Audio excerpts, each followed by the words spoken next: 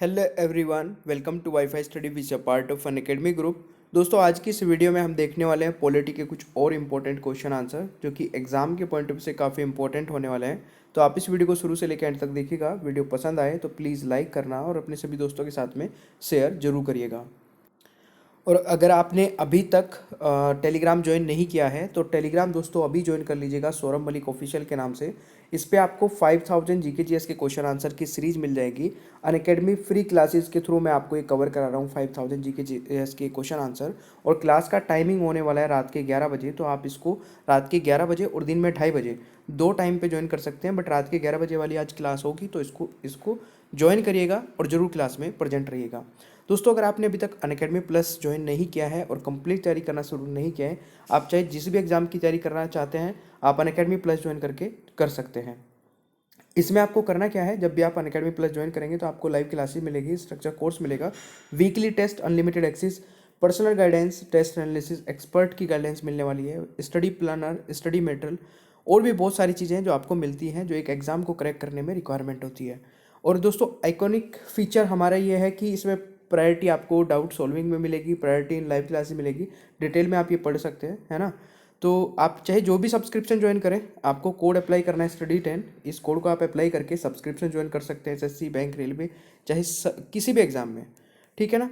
एक दोस्तों कॉम्बैट होता है संडे टू संडे, अभी 26 दिसंबर में है, जिसमें आपको 50 मिनट दिए जाएंगे 30 क्वेश्चंस के लिए, और इसमें आप अच्छा खासा कुछ विन कर सकते हैं। इसमें भी आपको लिंक नीचे डिस्क्रिप्शन बॉक्स में है, इस कोड को अप्लाई करके एनरोल कर लेना है, आप इसमें एनरोल हो जाएंगे। 22 दिसंबर से सफलता बैच स्टार्ट हो रहा है, इसमें आप एनरोल कर सकते हैं। और इसमें एनरोल करने के लिए आप देखिए 24 मंथ का सब्सक्रिप्शन जो है वो 325 पर मंथ आपको मिल जाता है, और 12 मंथ का सब्सक्रिप्शन 542 पर मंथ मिल जाता है। तो जो भी बेस्ट लगे आप इस STUDY10 कोड लगा के आप ज्वाइन कर सकते हैं। फ्री टेस्ट देखने के लिए भी अनअकैडमी की SSC कैटेगरी में जाके ये सारे टेस्ट हैं, आप इनको लगा सकते हैं फ्री ऑफ कॉस्ट, ठीक है। तो चलिए आज के सेशन को शुरू करते हैं, प्लीज़ पूरा एंड तक देखिएगा। दोस्तों, आज की वीडियो का पहला क्वेश्चन है, निम्नलिखित में से अनुच्छेद के किस समुच्चय के तहत आपात का प्रावधान किया गया है? विच of the sets of the articles deal with the emergency provisions? तो फटाफट से इस क्वेश्चन का आंसर बताइए, काफ़ी बढ़िया क्वेश्चन होने वाला है।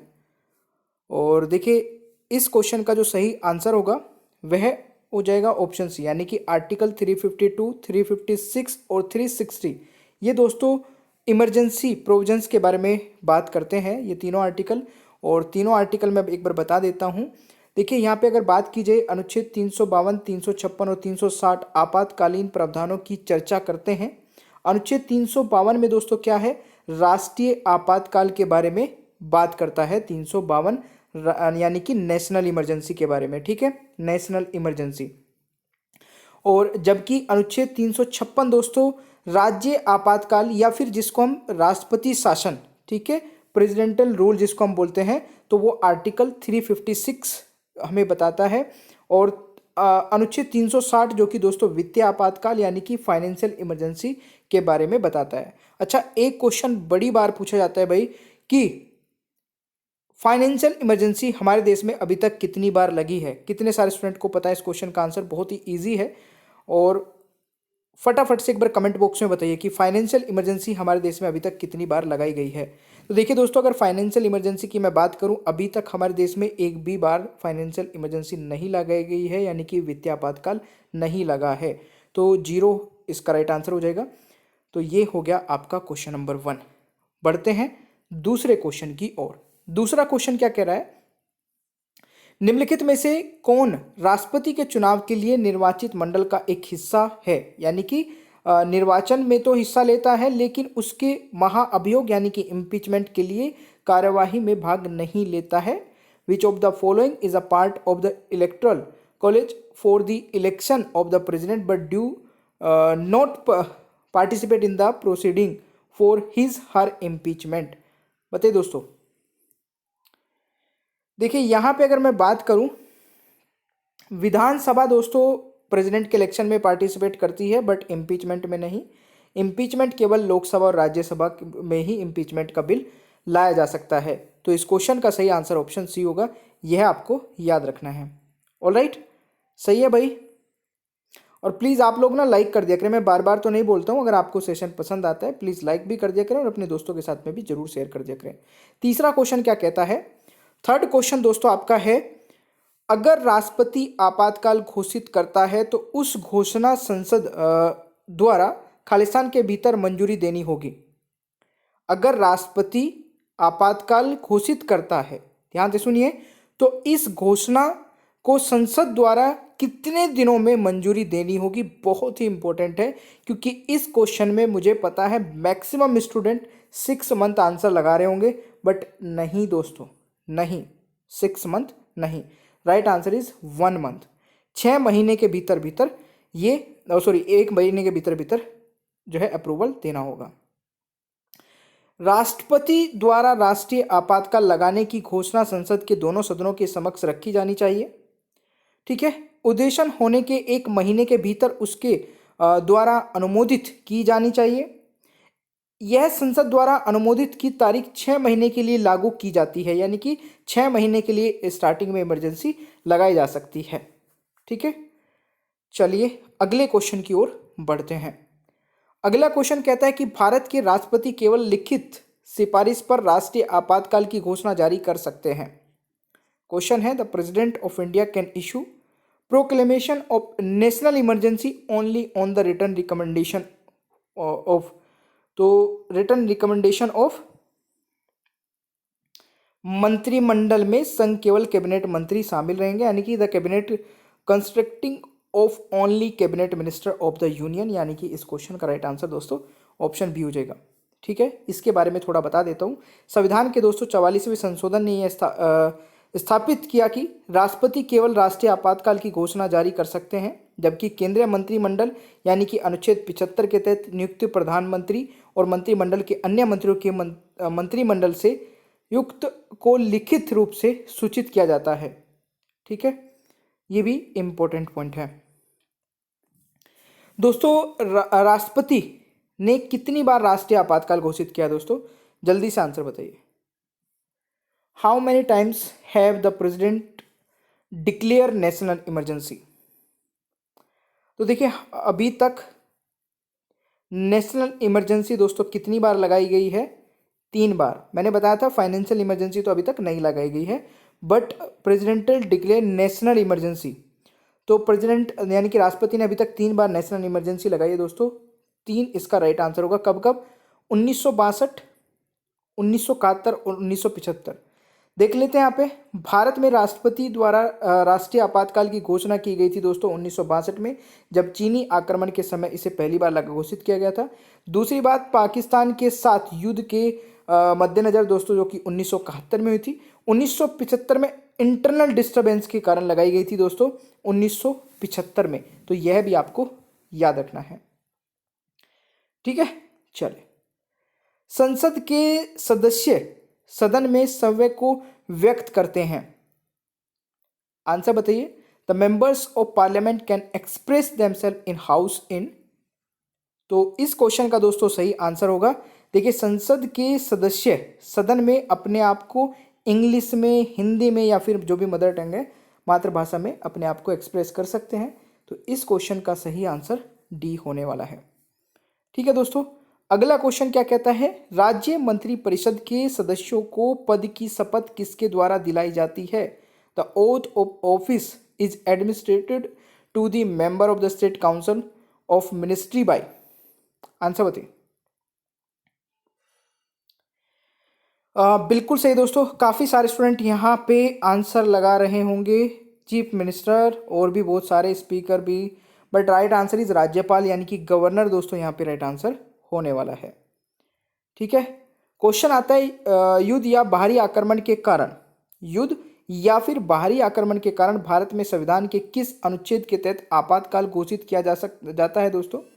Under which article of the constitution can a emergency be declare in India on account of war और एक्सटर्नल एग्रेशन। तो यहाँ पे इस क्वेश्चन का सही उत्तर क्या हो जाएगा, आर्टिकल 352, जो कि मैंने अभी आपको बताया था दोस्तों, आर्टिकल 352 में। ठीक है, तो देखिए या तो बाहरी आक्रमण या फिर इंटरनल डिस्टर्बेंस, जो कि 1975 में दोस्तों इंदिरा गांधी के प्रधानमंत्री काल के दौरान तीसरी इमरजेंसी लगाई गई थी, ठीक है, जिसमें इंटरनल डिस्टरबेंस के कारण लगाई गई थी, यानी कि आंतरिक गड़बड़ी के लिए घोषित किया गया था ये, ठीक है ना। चले, क्वेश्चन आता है भारत में किस प्रकार के आपातकाल को केवल एक बार लागू किया गया है। In India which kind of emergency has been declare या फिर इम्पोज्ड ओनली वंस, एक बार लगाया गया है।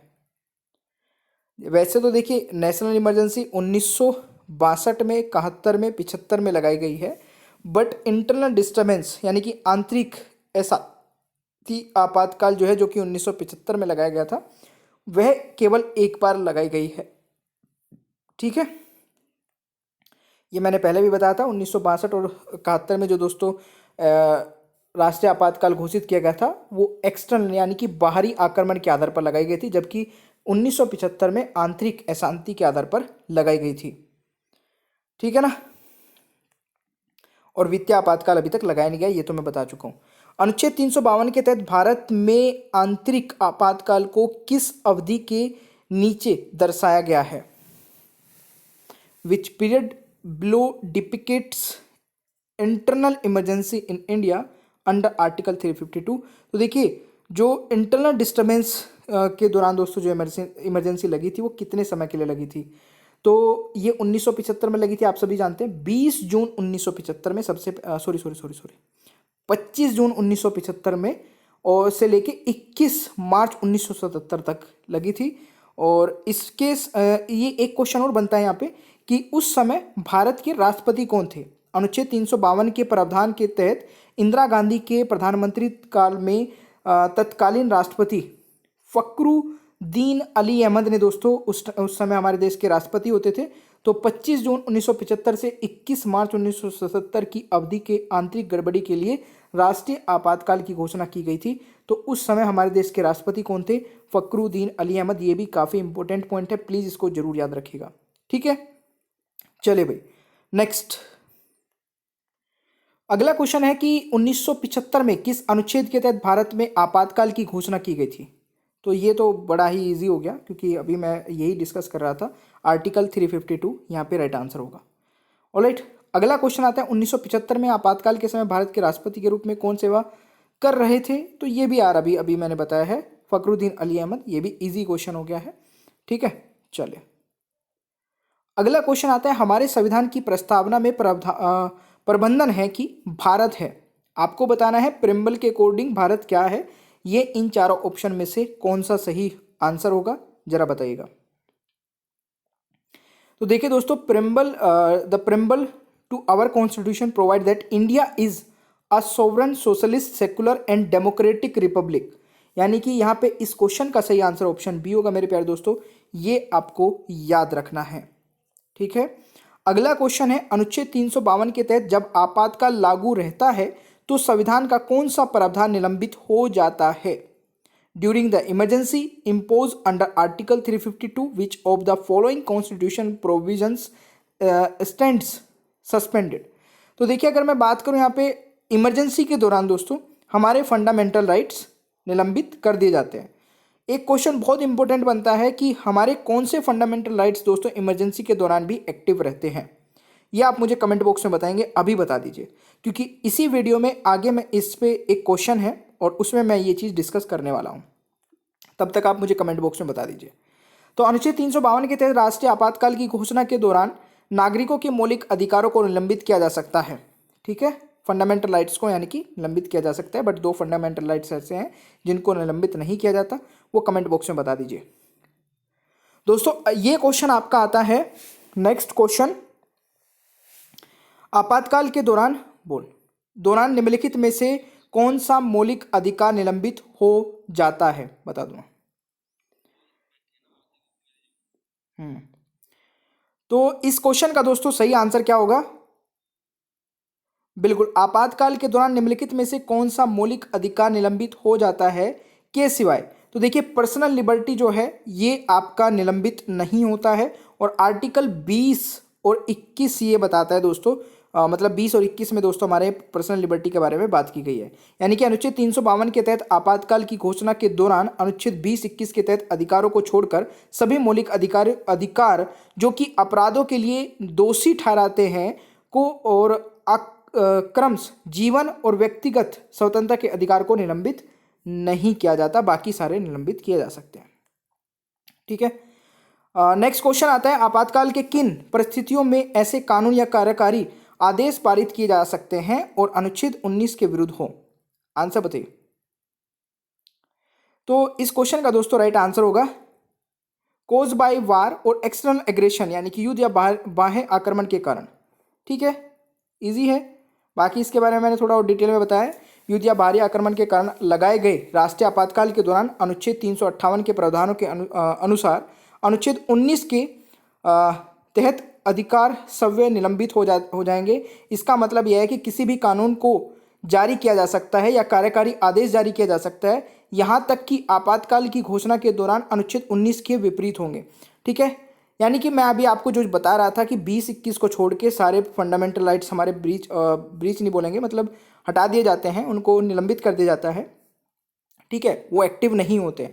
तो उस समय में अगर किसी का फंडामेंटल राइट ब्रीच भी होता है तो उसको काउंट नहीं किया जाएगा। निम्नलिखित में से कौन से जोड़े का सही मिलान किया गया है, बताइए। तो यहाँ पे ADM जबलपुर आपातकाल में नागरिकों का अधिकार, ये आपका सही काउंट किया गया है। इसकी अगर मैं बात करूं, इंद्रसानी बनाम भारत संघ का मामला भारत के अन्य पिछड़े वर्ग के लिए आरक्षण से संबंधित है। विशाखा मामला कार्यस्थल पर महिलाओं के अधिकारों से संबंधित है, ये भी आप याद रख सकते हैं। चलिए जी, भारतीय संविधान के निम्नलिखित अनुच्छेद में से कौन राज्य आपातकाल के लिए प्रदान करता है और एक राज्य में संवैधानिक व्यवस्था को निलंबित करता है? What is the right answer? तो right answer is article 352। Article 352 is the right answer. देखिए, भारत में राष्ट्रपति शासन एक राज्य पर लगाया जाता है जब, बताइए। बिल्कुल, इस क्वेश्चन का राइट आंसर होगा the presidential rule is imposed on a state in India when there is constitutional breakdown. ठीक है, भारत में राष्ट्रपति शासन एक राज्य पर लगाया जाता है जब कहीं पर कॉन्स्टिट्यूशनल ब्रेकडाउन होता है। ठीक है ना, तो इस क्वेश्चन का यानी कि संवैधानिक तंत्र विफल हो जाता है। ठीक है, जहां पर संवैधानिक तंत्र विफल हो जाता है, इसको हिंदी में बोलेंगे। नेक्स्ट है, निम्नलिखित में से कौन राज्यपाल द्वारा नियुक्त किया जाता है? दोस्तों, राज्यपाल द्वारा कौन नियुक्त किया जाता है इन तीनों में से, बताइए जल्दी से। तो देखिए, which of the following are appointed by the governor? तो देखिए, advocate general, chief secretary of state और वाइस चांसलर ऑफ यूनिवर्सिटीज, ये सभी गवर्नर द्वारा अपॉइंट किए जाते हैं। यानी कि उपरोक्त सभी इस क्वेश्चन का सही आंसर हो जाएगा। मुझे लगता है कि सेशन आपको पसंद आया होगा। प्लीज़ लाइक कर दिया करें और बढ़ते हैं आगे।